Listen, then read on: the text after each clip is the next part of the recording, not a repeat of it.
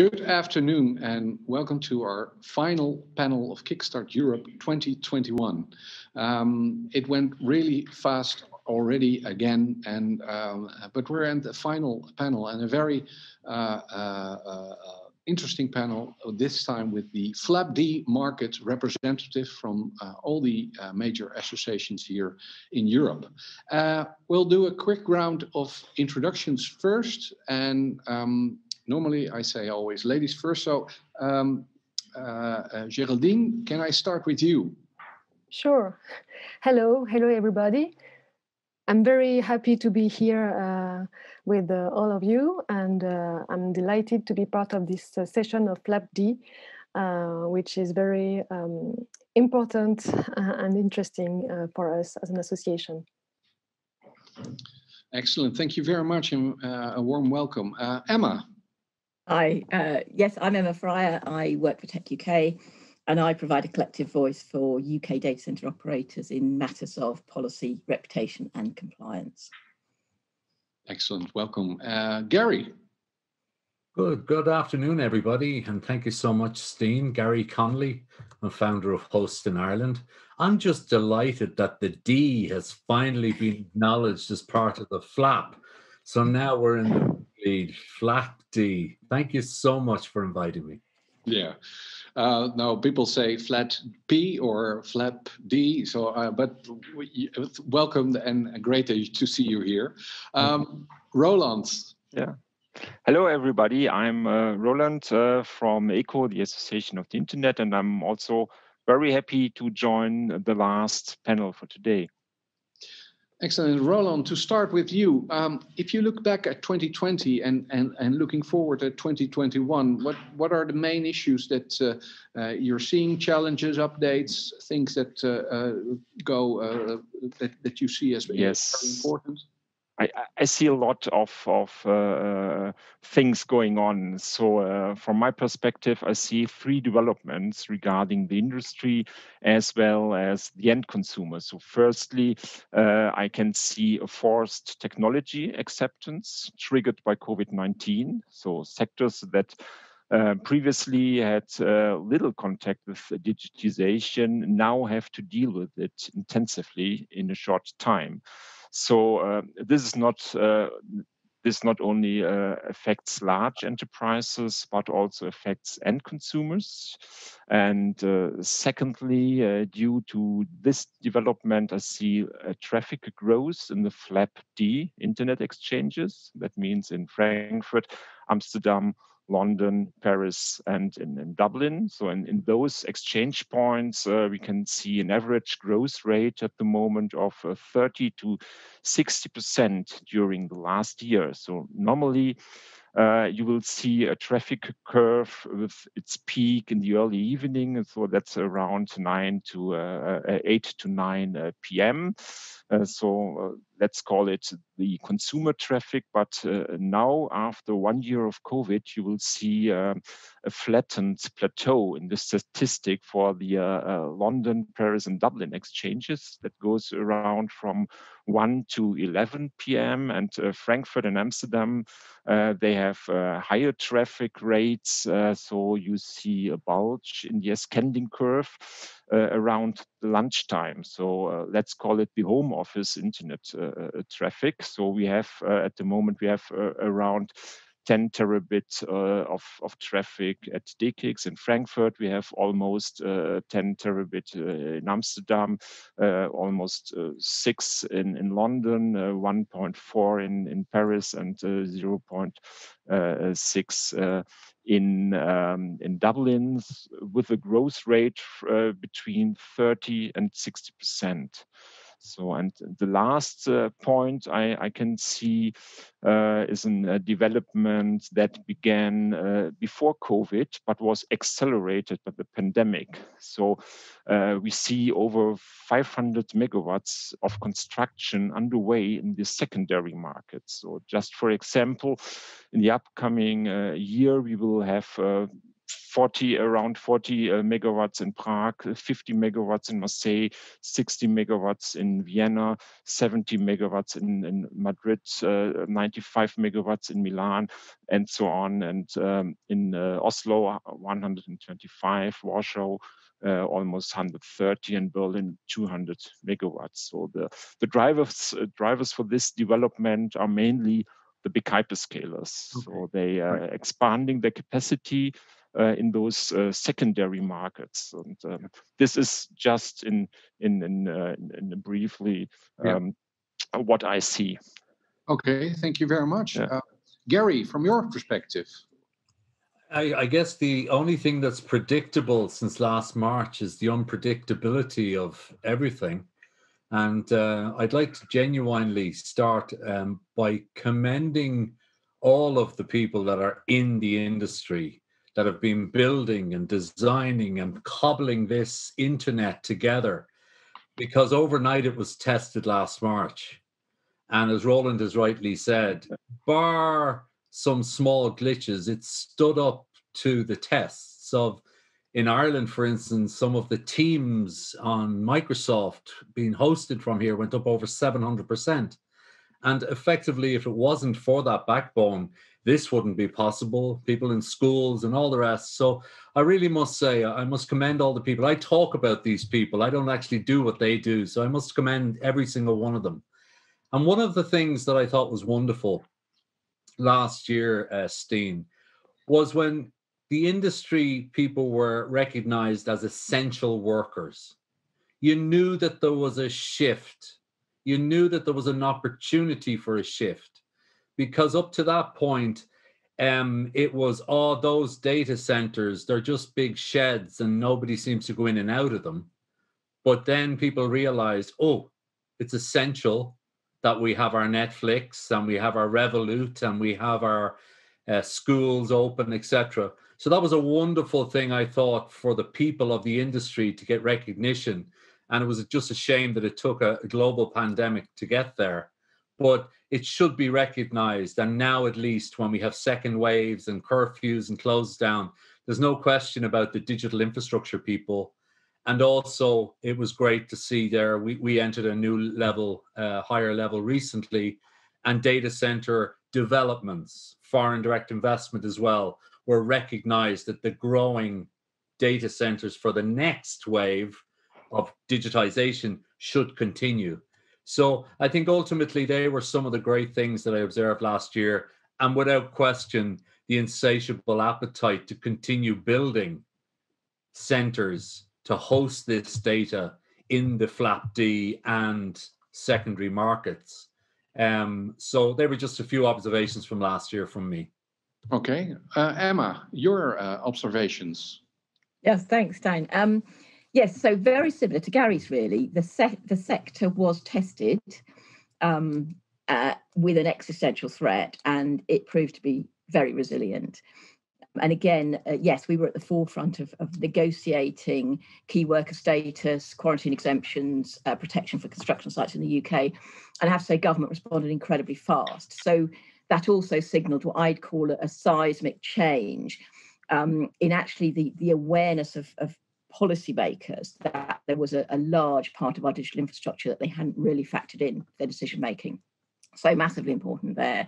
And I must admit, I totally agree with Garry that we were increasing, responding to increases in demand for digital services that were 700 to 2,000%. And we did it. And that's very unlike the response to an increase of 30% in the demand for toilet paper in the UK, where there was a much slower response. So I think we did pretty well by comparison. Looking ahead, I think it's a trickier landscape in terms of we've now got this much closer relationship with government, and with the protection that they've conferred on the industry comes greater scrutiny. And that isn't just environmental and sustainability, it's about resilience, continuity of service, and all sorts of things going down to even ownership and sort of operational transparency, those kind of things. So I think we've got quite an interesting year ahead of us with where we're going to have some quite difficult discussions with government in terms of how much control and how much scrutiny they apply to the sector. Yeah, a very interesting road ahead. Geraldine, your view? Yes, just to explain, well, to introduce myself better, I'm representing France Data Center, the French association. I would say that 2020 was a contrasted year because we had this big COVID crisis with all the difficulties linked to this specific crisis. But at the same time, it was a good year for the digitalization of the economy. So an interesting and different year, I would say. And I would like to insist on 5 technical trends and topics that we see for 2021. First, the deployment of the 5G and the edge computing. Second, the growth of the cloud activities. Third, the development of the predictive maintenance. Fourth, the new cooling systems that have an impact on energy efficiency. And I would say the last one would be all the topics related to sustainability and environment issues, which are now very, well, in France, a very important topic of discussion with the government and the national authorities. Okay, thank you. Yeah, and talking about that discussion in the public, the public acceptance of the industry is still in the negative. People really want digital services. They rely on it to work from home, learn from home, but data centers are still seen as a sort of like a negative annotation. How, Garry, should we focus on the public perception and the exception as an industry? What are the things that you are doing, and what are the things that we should all do? My feeling on that, I've had these for many years, and I guess there's a couple of things. Data center owners, operators, and usually the owners of the software, if they could, they prefer you not to know where they are. That's the first thing. So that's a challenge when you're trying to actually explain to people what is inside the centers. And when you're not seeing enough public discussion around the actual data that resides in the centers and the value it has. And as I say, hyperscales, et cetera, in the main, they prefer, possibly due to initial concerns around sort of terrorist strikes, etc., that they're not as upfront as we'd like them, right? They're not as visible as you'd like them. The second thing really is the words that the industry itself uses. I believe that the industry in the main has come a lot from center people, again, people who designed very highly efficient, available data centers. So they speak a language that is more engineering, like PUE, like rack densities, like, you know, most of the public, that's like talking to them about the inners of a spark plug in their car. They actually don't care. They just want to make sure their car starts every morning, or a lithium-ion battery that gets charged. So words do matter. So even the companies that are working within the food chain, even the companies that are the sub-supply, we should work on words that, rather than PUE, talk about Netflix when you're thinking of your data center. Rather than talking about the utilization of your UPS, talk about, oh yeah, we're in the business for keeping your Airbnb reservations running. Because that connection between the centers, the data, and the apps is missing, without a question. But to Emma's point, and I've finalized with this, it really is nothing new. I mean, if we look at history, I was reading yesterday about Faraday, that invented the electron, I think, or electricity. And he was asked by the Prime Minister of Britain at the time, so what are we going to do with this? And the Faraday says, I'm not too sure, but I'm sure that you'll tax it. So now that it is increased in visibility, and as Emma said, again, there should be different layers of communication. When we're with engineers talking about cement, talk about lime, water, and sand. When we're talking to the owner that's going to buy the house that sits on top of the cement, talk about the north facing, the life, talk in a language that actually people can connect with, because now is the time. People do realize that without Netflix, without Revolut, you can pick any product, but a lot of them will say, oh, I didn't know that was in a data center. Mm.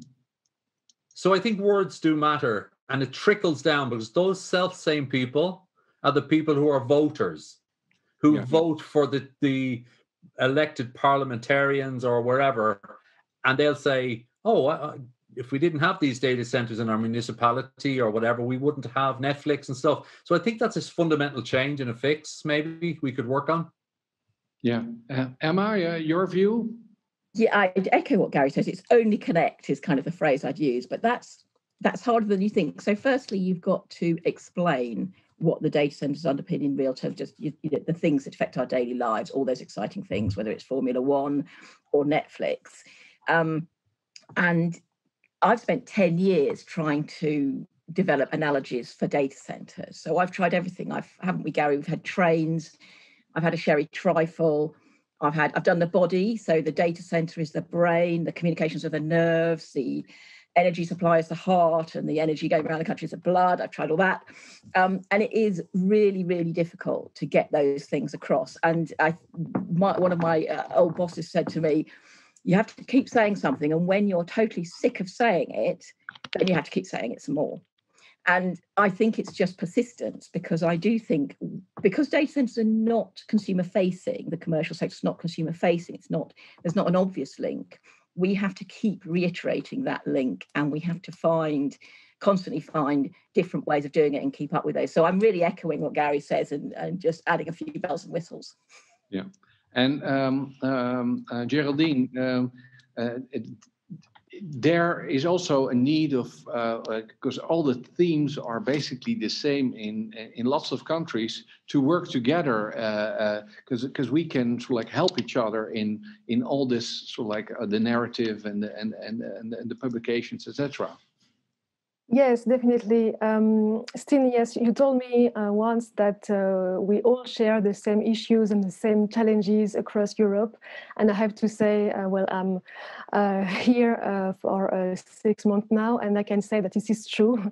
We share 80 or maybe 90% of the same challenges across Europe. So it is very interesting to talk with you about this. It's a very important issue nowadays. There's definitely a lack of understanding of the general public about what is a data center. And we have to work on this, as Emma and Garry have said. We have to work and to tackle the different fears regarding environment, regarding health, regarding economy and employment. We have to explain how data centers can generate economic activity and employment. We have to explain to the different authorities that it can attract and maintain companies in different territories, that once you have a data center, you have thousands of companies hosted, and also the public administration, so they stay local. We also have to demonstrate how many direct and indirect jobs are created. And I truly believe in partnerships. I think that they can help and also integrate the data center in the society. For example, here in France, we have many data centers located in the suburbs of Paris. And we have a partnership with an association whose goal is to provide training on technical jobs in data center to young NEET, N-E-E-T, meaning not in education, employment, or training, because there are opportunities for employment for these young people that they don't know about. They live in the same territories as data centers. And I think it's interesting to create this synergy in the territory, and it can help in the social acceptance of the data center in the territories. and it can help create discussions with local authorities and also the education and so on. So we have to communicate more with local authorities, with national authorities too. We have to stress the role of the data center as critical infrastructures for the development of the economy. Here in France also, I would say that the French tech and the French startups are well known and well visible. And we have to demonstrate that they rely on physical infrastructures, which are data centers. So we're trying to explain that. And I think regarding the general public, there are some possibilities also to discuss and to be more visible in the media, which are in favor of the industry in general. I think it is doable. But we have to explain the specificities of our industry, the confidentiality and this kind of topic. But I think this is something that can be done. Okay, thank you. And Roland, and if you look at Germany, of course, Germany is now moving over there. The automobile industry is moving away from internal combustion engines to electricity with a great speed and change. Do you also see in Germany now that there is a focus on data centers, or does a lot still needs to be explained on that part? Yes, exactly, Stijn. So in your first question, you mentioned or you spoke about a negative acceptance or awareness for the data center industry. And I would say it's not negative. It's more that the public know only a few things, or let's better say nothing about data centers. So I think that's a problem, or not a problem. That's a big chance for us to explain and to tell about all these exciting jobs in data centers. Yeah. So if you see, just call it internet guys in movies or TV, you often see the typical black hat and white hat hackers, yeah, but you don't see all the experts in the data center. So they are not only the coding guys. Yeah? So the coding guys, the programmers are one layer up, and the really interesting thing is that you have really well-trained and educated experts in data center who take care about cooling technology, who take care about electricity, who take care about all the things about this big, complicated thing called a data center. Yeah? And I think this is a big chance for us to promote all these interesting jobs you can work in. Yeah. Okay. Just to remind you to the attendees that you can also post questions via the chat box. There are already some in. I will go to them in a few minutes. And well, one of them actually, and that's also regarding our next topic, is really the increased focus on sustainability.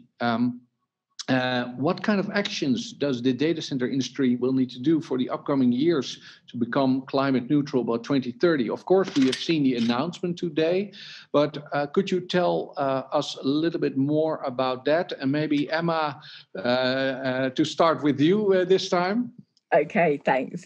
So the provisions of the Pact, which we support as TechUK, are to try and meet the Commission at least halfway, because there's a lot of concern among policymakers about the energy consumption of data centres. And if we can be proactive and committed in terms of and demonstrate we can self-regulate, then we can help shape future regulation instead of it always being sort of reactive in opposition. And the Commission doesn't have a fantastic previous record in rolling out light touch, effective, well-targeted regulation. So I think this is a really productive proposal.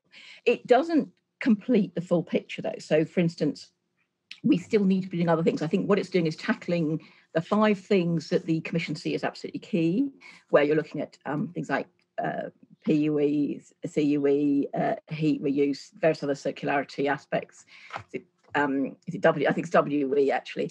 But the things that we would consider that operators should still be doing in the meantime are things like signing up to science-based targets, exploring opportunities for power purchase agreements rather than just buying renewable power. And we'll be working to try and de-risk those landscapes in future with government, and also becoming an active market for green hydrogen and for battery technologies as they're rolled out, so that there's actually an anchor market for those things. So essentially repositioning the sector in the wider energy landscape. So those are the kind of things we've been looking at. So yeah, we really welcome the pact, and we recognise what it's trying to do. And we'll give it our full support. But also there are other things within that broader landscape that operators are getting on with. Okay, and Geraldine, you're also. I think we're all supporting the pact. So, but Geraldine, also in France, there's always a real focus on sustainability. What's your thoughts on how the industry and what is happening there in Paris and France? Yes, well, in France, well, also in other countries, of course, but I would say that this last month there has been a large focus on the sustainability. I would say in the last 6 months, many reports, many new regulations on sustainability. We like to say that digital transition is linked to ecological transition and vice versa. We like to say also that ecological transition is supported also by the digital transition.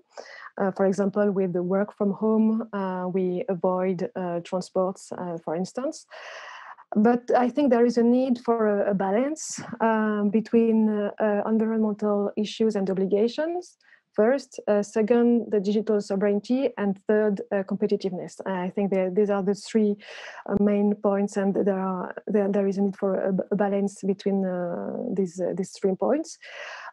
Yes, all the industry is involved in this transition, but of course the challenges are different regarding the size and the age of the data centers and of the operators, and so. But everyone has heard of this message. And wants to be part of it and to take action. This is what I can see, and everyone is concerned by the next generation. So it's something that is shared, and I think one condition to succeed in that.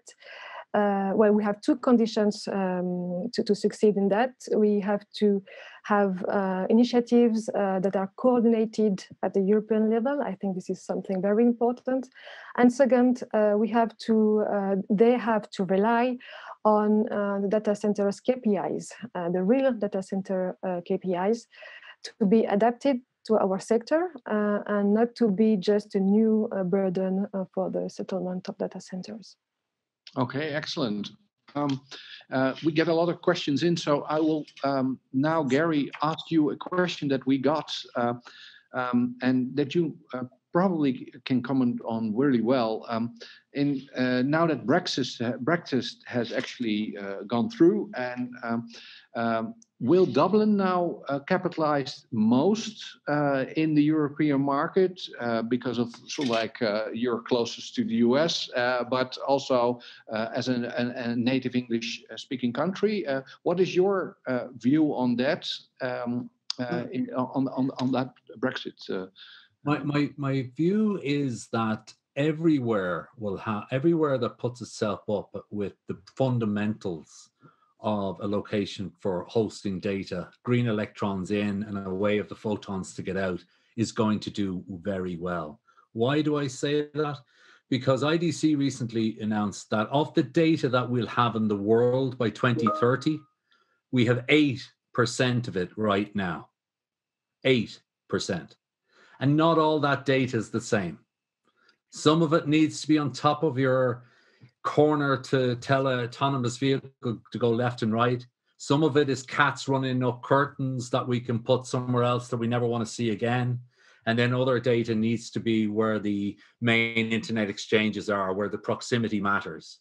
So to answer your question about Dublin and will Dublin benefit, I think those that have been preparing for Brexit have, with regard to data, have been preparing a long time before 1st of January.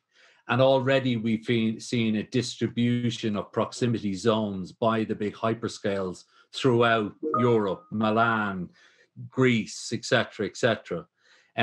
So the answer is Dublin is exponentially growing. It'll be nearly 1.7 gigawatts by the middle of the decade. And would I say much of that is regarding Brexit? I really don't know. I just think that it's the growing, organic growing, and now the incremental growing due to the pandemic of digital transformation and digital evolution.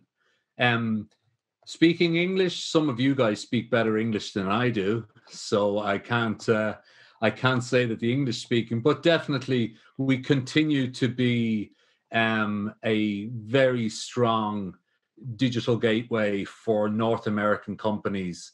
Even the incoming new president of the US says he's from Mayo. So you see, we have this intertwined link with the US. But one of the things that I wanted to say, just back to the other question, was the most important thing right now for the global industry is for us all to come somehow and agree how big it is or how small it is. Agree what energy it's using and what energy it's not using. Because 99% of the industry can come together and say it's using 1% of electricity. And it's like going to a soccer match. The one hooligan that throws the bottle is the guy that's going to make it onto the front page of the newspaper the next day. So when we have an industry all agreeing to 1%, one person then can throw out, our research tells us it's 18%, 22%, and then they're making programs about it with Channel 4. They're putting it on the front of the Wall Street Journal, because we have to realize that as an industry, data centers' electrical consumption is going up. Most other industries are going down. And then you throw into that most of the grids are decarbonizing. We are the guy with the spot on his nose. We're sticking out like a sore thumb and then press, as we all know, if it bleeds, it leads. They will find the person that's saying it's 25%.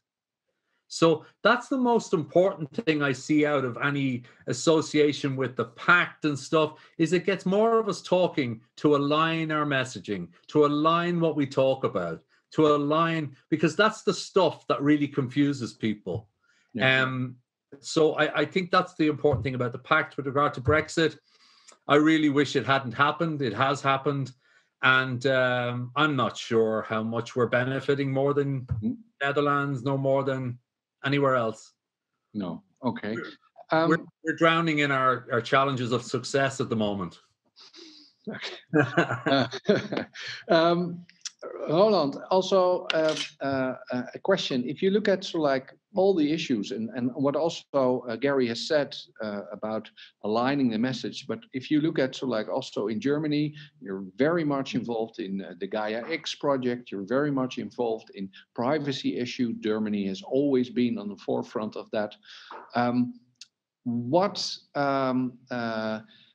There's a lot of big issues on the table.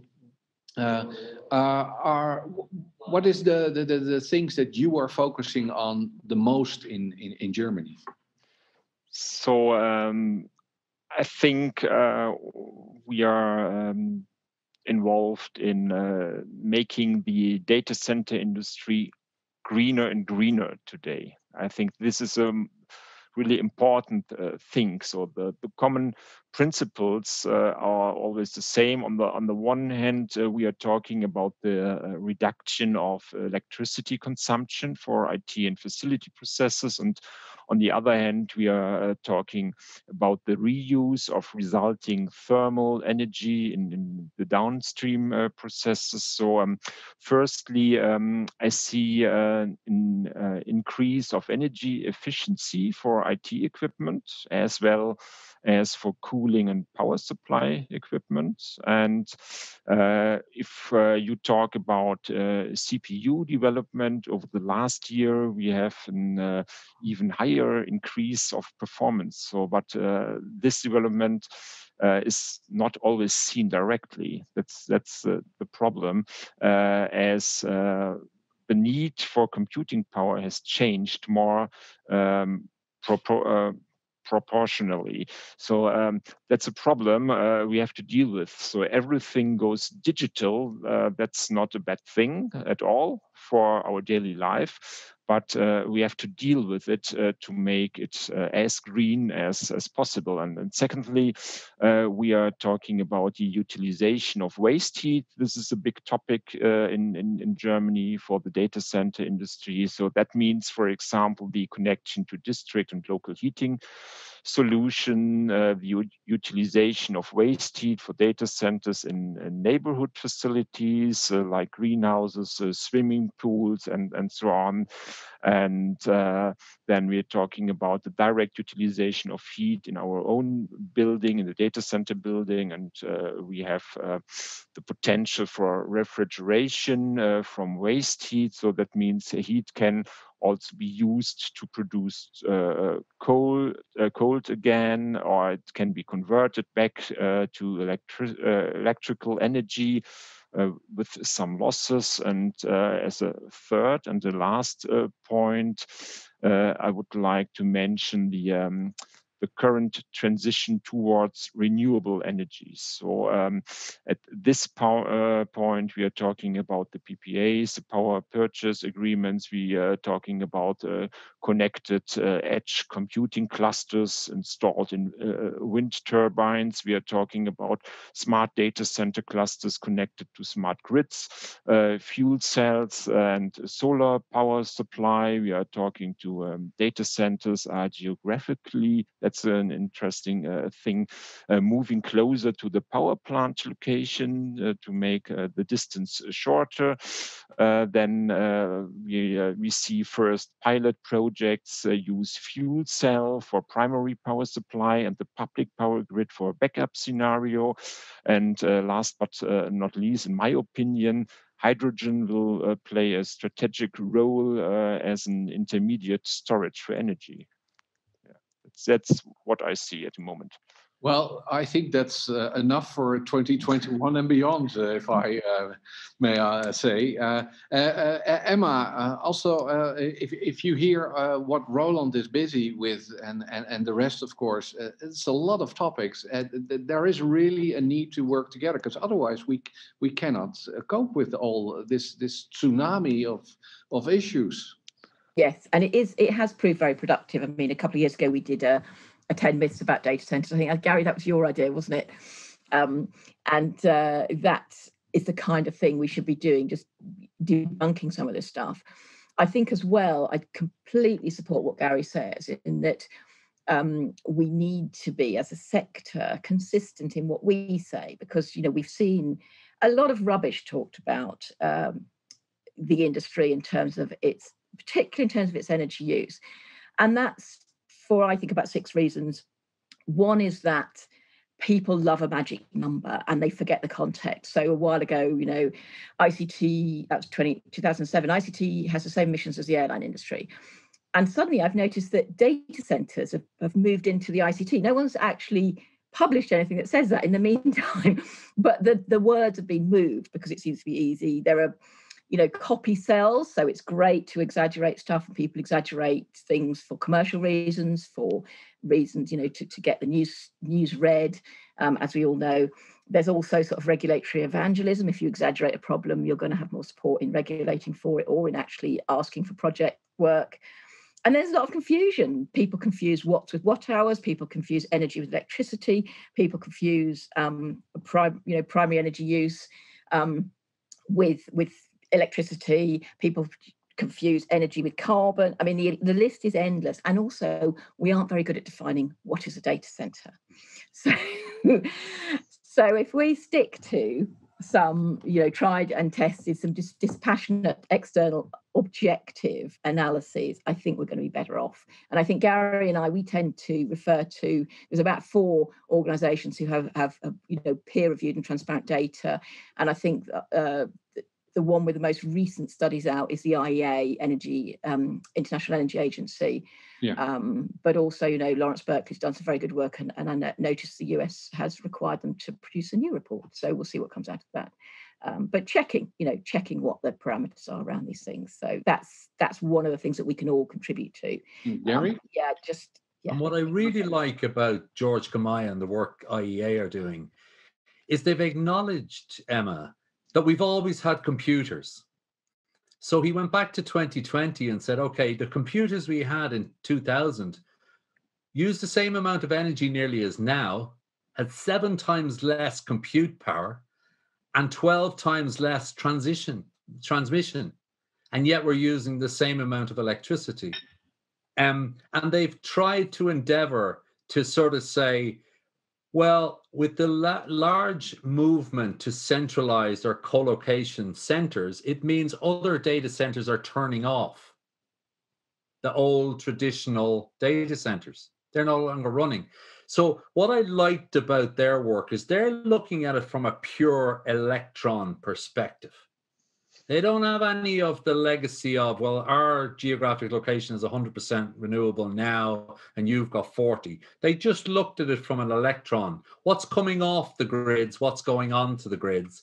What is going on to the grids and where? And that's why I think he's done a wonderful job. And he heads it, the dematerialization of the planet. That's actually which it is what it is. It's taking away all the old stuff and putting away digital replacements. Excellent. So the IEA, yeah, I like his work. He's good. I like George. Yeah, definitely. And it's almost time. It goes so fast. A quick round of last remarks from everybody. Geraldine. Yes, well, I would just like to add something about the data and statistics. Sorry, it is true that we have to have consistent statistics, and the ones from the IAA are quite good, and we have to have reliable statistics to guide well the general, the national authorities and the public authorities. Sorry, so I think this is very important, and I would say that also collaboration is key. We have to, yes, to keep on discussing all together, and we also have to explain that the industry is again young. This is not as other sectors which are working on the specific sustainable topics for 20 years or maybe more. We are a young industry, and we are not now we're becoming more visible, but it was not the case a few years ago. So also let us some time to be more organized and to have the good data to explain what we can do and what we cannot do, because it is not applicable to our industry. This is what I would say. Okay, thank you. Roland. Yeah, so my forecast for the future of our industry is the current pandemic is a kind of proof of concept for our future digital life. So in that game, data center industry plays a central role as a game changer for the future. At the moment, the whole society is in a digital transition process, and sometimes it's difficult to see the goals when you are stuck in the middle of the process. But things look different when you look at it with a longer term perspective. So I think we are on a really good way with the data center industry today. Excellent. That's a positive message. Yeah. Garry. Again, I'll concentrate in Ireland for one moment, but we've been doing data centers for 20 years. So thank goodness now we're at the stage where planners, etc., don't ask for 300, 400 car park spaces outside for the square footage of the shed inside. You know, so what we have found is that the center industry, the data center industry here, has grown for 20 years with the planners. And that now you don't have to explain what it is, what it does, etc. And now over this decade, Ireland has committed to decarbonising its grid from its current 40% to 70% annual. So now what we're starting to see is that, as distinct to the energy company and suppliers here and the data center companies here, for a progressive grid to work, they actually have to work together, because all of that, the battery storage, etc., that the centers have is fantastic for acting as a fallback in the event that some of the renewable energy sources aren't able to cope. So you're starting now to see more discussion around the use of the unused behind the meter utilities to back up and assist and help the grid. So that'll start to show more collaboration. And I think that will be the ultimate challenge for us here, is to show that continued growth, to be able to decarbonize the grid. Yeah, true. Emma, your last words. Okay, so mine are two things. Firstly, only connect, keep connecting, keep explaining. We have to keep making those connections, showing what we're doing, and keep explaining, even though we're tired of doing it and we think we've done it, keep doing it.